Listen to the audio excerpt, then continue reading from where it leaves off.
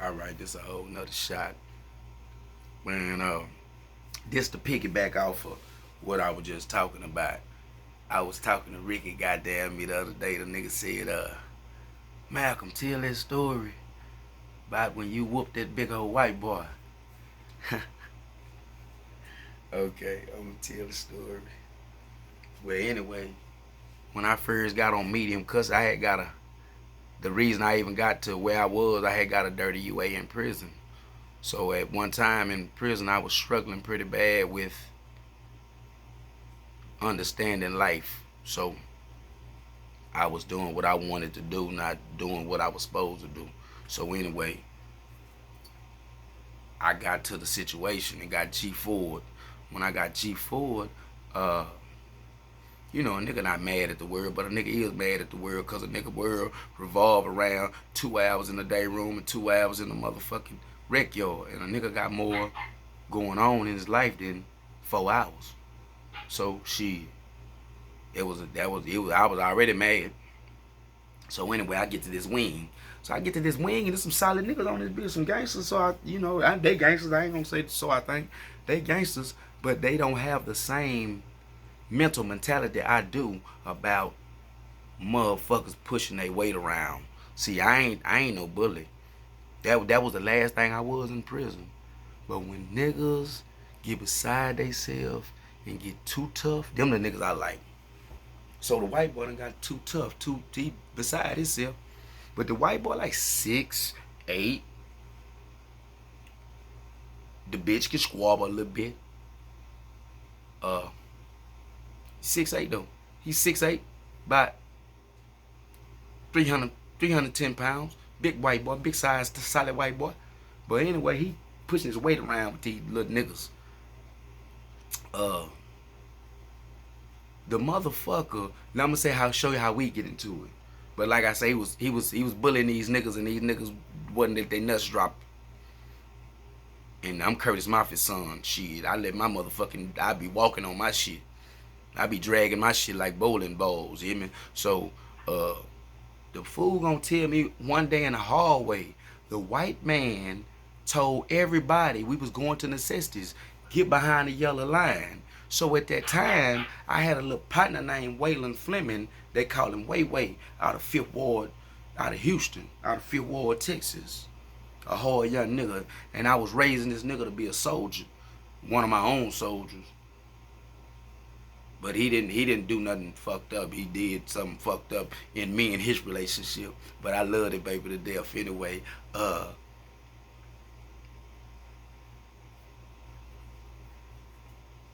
Anyway, the motherfucking white boy, the man told us to get behind the yellow line. So the motherfucking white boy made the worstest mistake he could ever make talking to Lil Malcolm. He said, "Goddamn, nigga, let me get in line." I bucked my eyes. Who? Nigga. Who let you do that shit? Get your bitch ass away from me, son. Get your bitch ass off me, ho. But we in the hallway, so I know the hoe not gonna stud up. He's not gonna stud up, not in front of the cops. So I get your bitch ass off me and get to the back of the line then. So my nigga Lil Wade was like, "Damn, cuz, why is you doing that when you know we trying to go to G-Wang and get some work?" Hey, man, a nigga gotta do what he gotta do. So the white boy, when I elbowed him till we get to the back of the line, he popped fly, but I don't hear what he say. But my little loco, motherfucking Clifford Mac, my baby, Mac say, "Cuz, you hear what this hoe said?" I said, "Nah, I'm gonna address the bitch when I get back to the wang." So when we go up in the day room, it's we going to necessities, so it's early in the morning, and our day does not start until like about 3 o'clock, 2 o'clock to go to the day room. So I tell this 8 o'clock in the morning. I tell this white boy, "Hey, boy, have it on your mind. After they run that motherfucking lunch, I'm gonna beat your ass, white boy. I don't give a fuck about you being 6'8", 310, telling a nigga you can fight, bullying these little niggas, 'cause these is babies. You fucking with a whole bull now." So me and the white boy had words. We had words. You know, I had a few blood partners in the day room that was heavyweighters, but all the little crip niggas was really babies, besides Ricky Black. So, uh, motherfucking, the blood nigga out of Tyler, what's bro name? Damn, I can't even think of bro name. He get mad at me. Big old Suge Knight looking ass nigga. See, Mafia, stop playing with that hoe and knock him out. So it was another blood nigga from West Texas somewhere. His name is Conan. This a strange nigga, but he's strange in his own way. Cause he's solid and he black. He just hang out with white guys. Cause that's the people he have more in common with. But he a straight up nigga and a blood and a fool. Well, anyway, these niggas were mad at me cause like I'm trying to knock this white boy out in a straight up fair fight when this bitch is 13 inches taller than me. So that means his arms is 13 inches longer than mine. So I'm having a difficult time, and then I ain't gonna take nothing off of what I am. I'm handicapped. You hear me? I got one fucking leg. So me and the boy, but I move like the wind regardless. None of that shit didn't stop me. Better ask somebody. So anyway, we get out there. So when the time comes to us to swabble, we get out there. When we get out there, these niggas is mad at me because I'm really flow showing. But I'm flow showing because you a big old hoe. I got a motherfucking audience of like 100. I got 2 day rooms full of niggas watching me. In the day room I'm in, they watching me. And the motherfucking sucker in the picket is watching me. And he liked me. So he liked this white boy too. But sometime a nigga be liking to see when a nigga talk that talk and he get on that tightrope and walk that walk. So boy, let us get our performance on. So we get out there for about 45 minutes. It take me about 45 minutes to quit this hoe. I quit him. But it took me 45 minutes to quit him.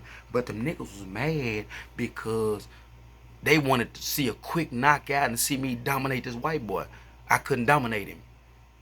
I whooped him. I couldn't dominate him. I wanted to dominate him. I wanted to whoop him like you whoop a puppy by the ear. But I couldn't. But I beat that ass for 44 minutes. That last minute, when I finally got that whole head where I wanted it, and I hit that hoe, when I hit him, that hoe jumped about 4 feet in the air, grabbed his motherfucking head, and said, "Shit, dude, you hit hard as a fucking mule." I was so mad, though. And he took out running. He said, "I don't want to fight no more." He took out running to go to the button. He pushed the button to call the officials. Little do he know, the man in the picket seen the whole thing from the word say go, because the shift changed from 6 to 6. So he seen the altercation in the hallway, he seen the situation in the day room, then he seen the squabble. So bro know what's going on. So he just sitting there like, fuck that big old hoe ass white boy. Bitch ass shouldn't have been fucking with my fat, cause my fat don't fuck with nobody. So anyway, goddamn me, they called Chow. When they called Chow, the lieutenant come down there. The lieutenant my guy, but the lieutenant got a grudge with me for way back from 96.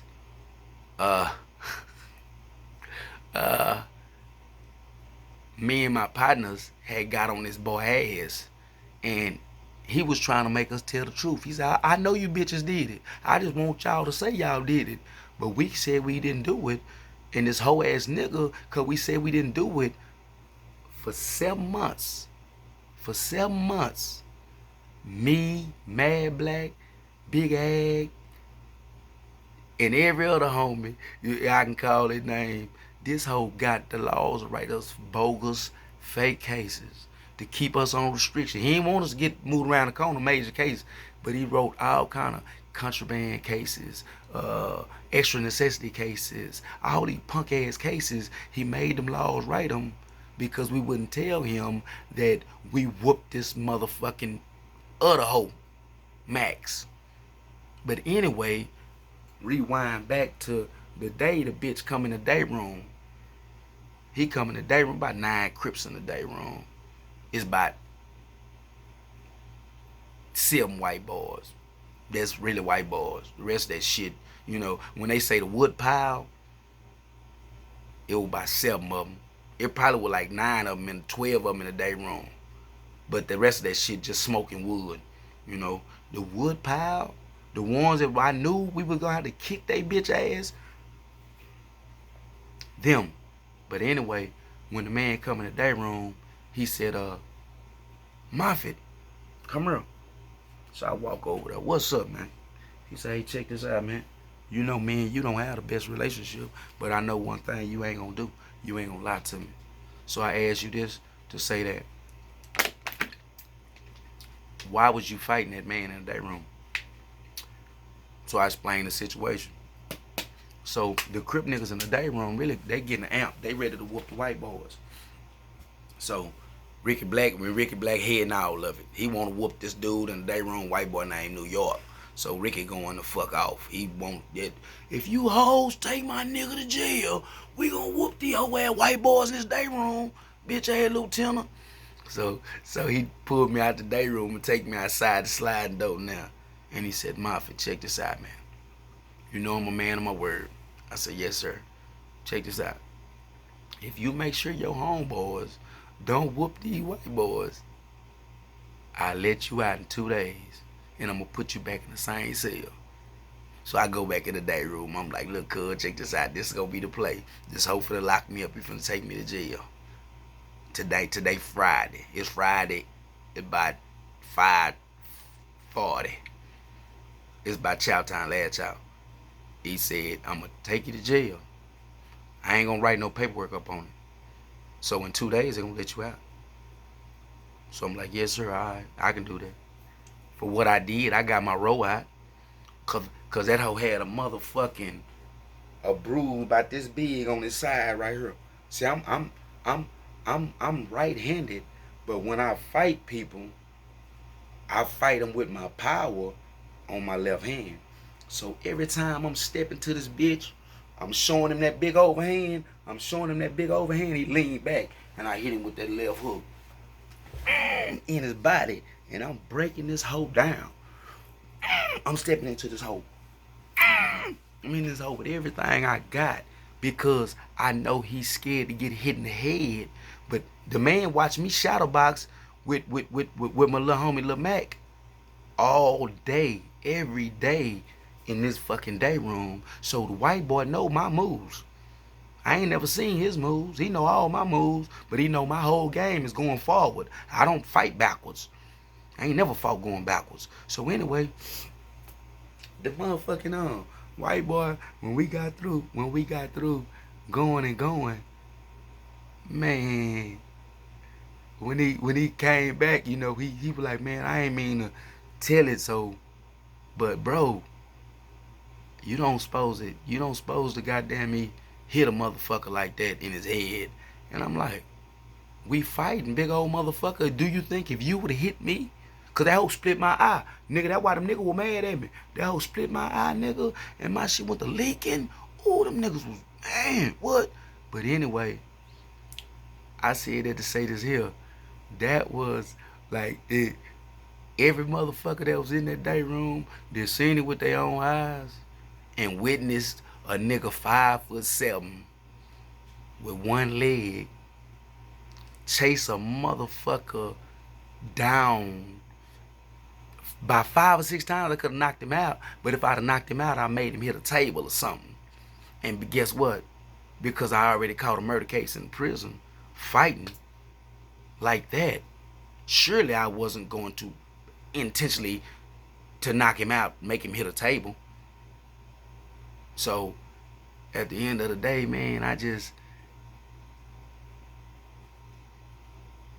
know one thing, man. Penitentiary dangerous, man. Don't go down there if you ain't goddamn me wanting to be dangerous with that motherfucker. I swear, cause it's a life changer.